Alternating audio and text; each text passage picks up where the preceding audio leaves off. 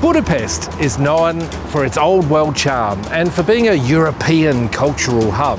But actually, as you move outside of the city, there's a lot of exciting new architecture taking place. And the Palace of the Arts is one such project. Gabor.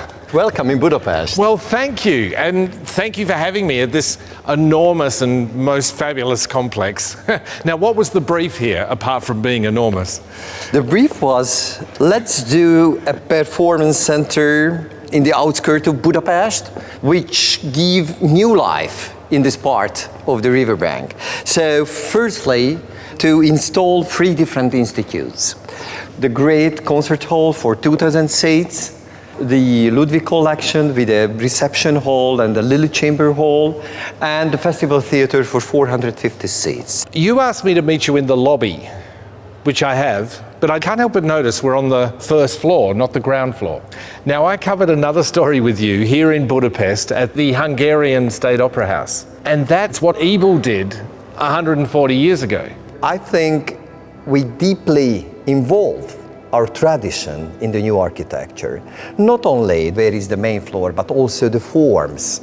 So this hall is a shoebox traditional form, which acoustically works fantastically. So we did a lot of innovation of these traditions, but the tradition and the 21st century, playing with that, this was the challenge of the design process. Now, Gabor, you're one of the world-leading experts on acoustics, no denying that, and so this must be your happy place. Yes, it's a fantastic instrument which you tune day by day for the concerts. Yeah. But the bass hall has a beautiful reverberation, which is very easy to understand. When you clap in the hall, you listen how long the sound dies. Yes. All the design elements which is on the parapet, on the ceiling, all the walls, the chairs, the canopy, and these openable, adjustable walls helps you to get this reverberation time. They're adjustable. Yes. Can I do my own test and then we could open the doors and see the difference? That feels like 2 seconds, is it? 2 seconds, the audience is not in, so that's why it's a little bit more body. But Laszlo, please help us and open the reverberance chamber doors, please. Okay, look at that. It's one door is 7.5 ton heavy, so it's not an easy technical solution. 7.5 tons. Tons, only one door. One door, oh my goodness.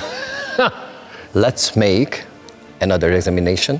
Yes. Mike, let's do it. Okay, you want me to do it or you do it? You do it. You're the expert, but okay, I guess hands are hands. Okay, that's longer again. Longer again. So we can tune the room for all the concerts.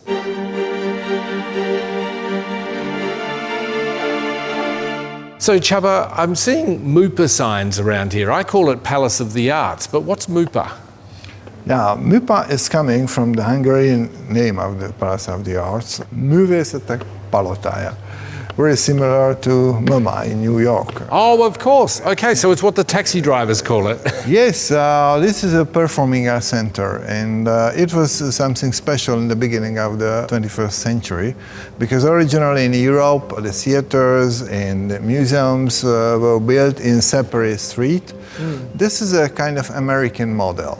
It is. Yes, yes. I was afraid to say that, but I think it is quite an American idea. Yeah. Yeah, it's very popular. Can you imagine we have 1,600 programs in a year in this building? Yes. My goodness. Yeah, yes, yeah. Wow, it really is a cultural hub. Yes, it is. That was the brief, and that's what it's become. Yeah, yeah.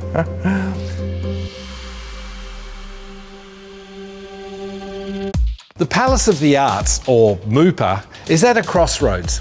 Sure, a multi-purpose offering is borrowing from an American example, but here they've blended that with local customs and heritage to create a new cultural home.